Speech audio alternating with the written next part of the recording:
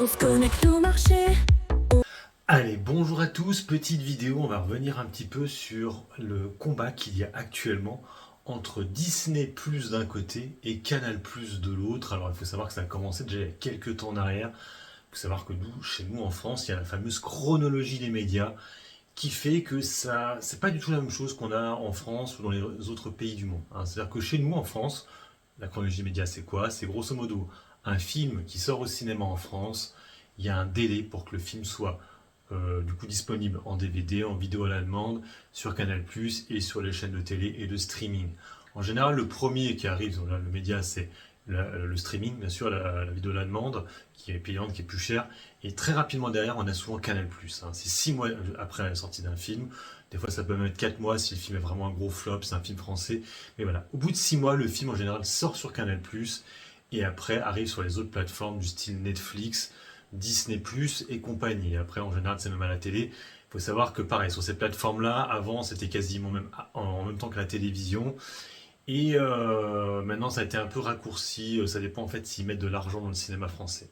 Et en fait, il faut savoir qu'il y a quelques temps de ça, alors c'est pas si vieux, mais c'était il y a un an, c'est même peut-être il y a 2 ans en arrière, à l'époque de Wakanda Forever, je m'en rappelle très bien. Disney avait renégocié ça parce que la plateforme Disney Plus était là et ça les faisait chier d'attendre quasiment 2 ans avant de pouvoir mettre un film qui leur appartient sur la plateforme. Ils avaient fait un gros caca nerveux en disant même, franchement, vous savez, Wakanda Forever, on va même pas le sortir au cinéma, on va le mettre directement sur notre plateforme. Ils l'ont fait sur certains films, hein, Mulan et tout comme ça, c'est ce qu'ils ont fait. Bon, finalement, il faut savoir que, en plus je vous le dis, mais les films de Disney en France, c'est des gros cartons, hein, en général. Alors là, c'est des films Marvel, c'est un peu différent. Mais là, pour vous donner un exemple, je vous mets là le classement des plus gros succès de cette année, l'année dernière, pardon, de l'année dernière, excusez-moi. Sur les 10 premiers, il y a 4 films Disney quand même, hein. C'est pas rien, c'est 4 films Disney. Et vous voyez, même à la 11e place, on a aussi La planète des singes, qui est la Fox et qui du coup qui est aussi Disney. Donc en fait, on voit quand même que Disney, c'est quand même une grosse part du cinéma en France. Et à l'époque, il avait fait un peu exprès justement pour faire chier les exploitants de ça. Et donc là, ce qui s'est passé là dernièrement, et là c'est des enchaînements de trucs de fou. Alors, ce qui s'est passé, c'est que du coup, ils n'étaient pas contents à cause de cette histoire d'attente. Rappelez-vous, fin d'année dernière, Canal+ avait annoncé, c'est Disney ou Canal, je sais plus lequel des deux, avait annoncé qu'il sortait de l'accord avec Canal+, et que du coup ce ne serait plus disponible sur l'abonnement Canal+, où on pouvait avoir Disney+, et que les films ne seraient pas sur Canal+. Ça veut dire que les prochains films qui vont arriver, en fait, ne sortiront pas, quand je dis les prochains films, par exemple Deadpool et Wolverine, ne sortira pas sur Canal. Vous ne pourrez pas le voir sur Canal, vous ne pourrez le voir que sur Disney+. Et ce qui est assez important, et ce qui a été annoncé cette semaine en fait, c'est que le délai sur Disney+, est extrêmement raccourci. En fait, derrière M6, je vais dire n'importe quoi. M6, c'est parce que c'est M6 qui diffuse souvent les films de Disney, c'est pour ça que je dis ça. En gros, Canal+, reste toujours à 6 mois, et Disney+, arrive juste derrière avec 9 mois d'attente. Ça veut dire que Deadpool Wolverine sortira en avril en exclusivité sur Disney+.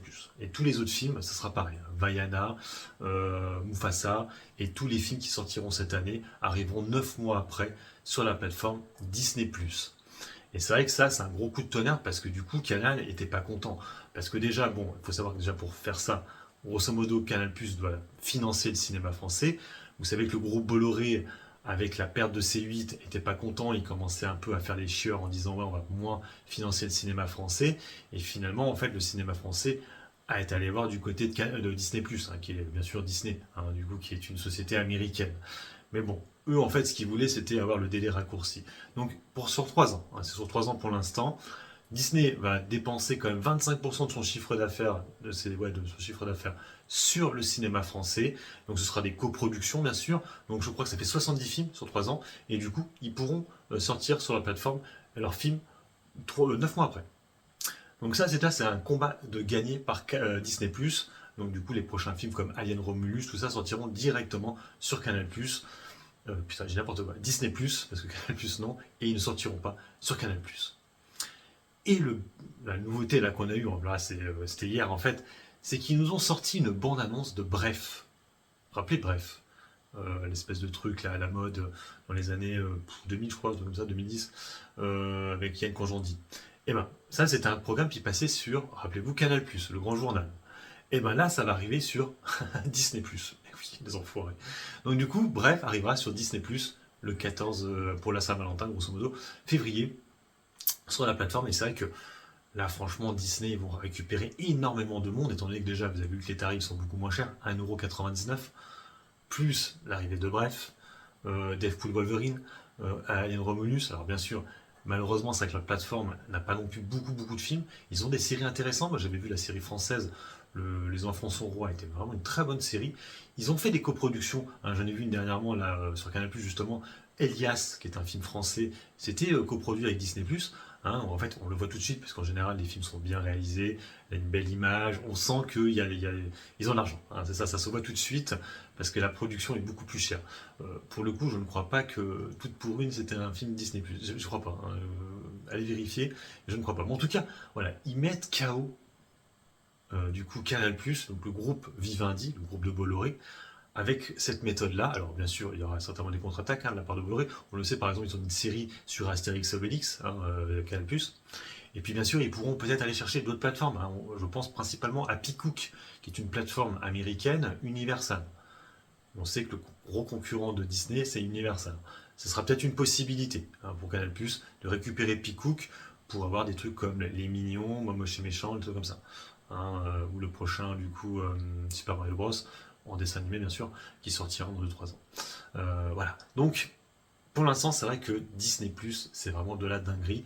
Ils arrivent vraiment à faire mal à Canal+, qui, je le rappelle aussi, depuis son introduction en bourse, perd 19%. Hein, je parle de Canal+. Alors que pour ce qui est Disney, le grand groupe américain, c'est vrai que ça fait du surplace. C'est vrai que pour l'instant, Disney fait du surplace. On aura les résultats dans quelques temps là, de Disney. En tout cas, c'est de la folie. Puis du coup, je finis là-dessus. C'est vrai que je disais par rapport à M6, c'est que pour l'instant, c'est vrai que les films Disney, donc pas les films Marvel, hein, les films Disney, hein, du style Mufasa et trucs comme ça, sont souvent des exclusivités M6. Hein. Vous avez remarqué, souvent les films, les Aladdin, tout ça, passent sur M6. Donc, je ne sais pas jusqu'à quand va y courir ce contrat avec M6. Parce que ça aussi, je pense que c'est un moment que Disney va peut-être essayer de le retirer, comme ça que les films seront visibles que sur Disney+.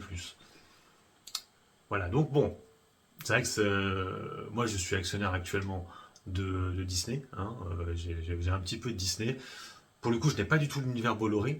Par contre, je l'avais déjà dit aussi dans une autre vidéo, je parlais de M6, j'hésite à peut-être prendre une ligne sur M6, justement, Métropole TV, en rapport plus avec l'arrivée d'Anouna, hein, qui va certainement être annoncé dans les prochains jours. Là. Ça pourrait peut-être pulser un peu le cours de bourse d'M6.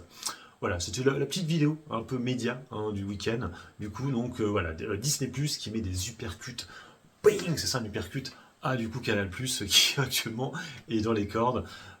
Et actuellement, Disney Plus a vraiment marqué énormément de points. On verra du coup les contre-attaques de Canal Plus. Sur ce, moi je vous laisse, bon investissement et puis bon trade. Ciao ciao.